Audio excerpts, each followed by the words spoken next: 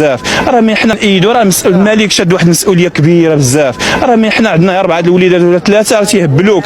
40 مليون نسمه والمغرب غادي في واحد النجاح اللي 70 اعداء بغاو يحطموا هذا البلاد هذا. حنا ما غاديش الملك شاد واحد نأيدو، راه الملك شاد واحد المسؤوليه كبيره بزاف. راه مي حنا عندنا 4 الوليدات ولا 3 راه تيهبلوك.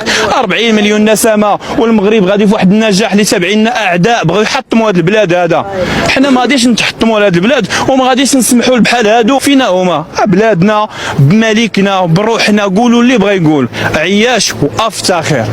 A few moments later. ما تكرهناش في الوطن ديالنا، هادشي ما تخليناش نكرهوا الملك ديالنا، بالعكس ما تزيدنا الا قوة لهذا الوطن الجميل ولا للفساد. انا ضربت 7 شهور بالحبس ظلما وعدوانا، خليت وليداتي. انا ضربت 7 شهور بالحبس وضربتوني وزدت عندي بنت في الحبس.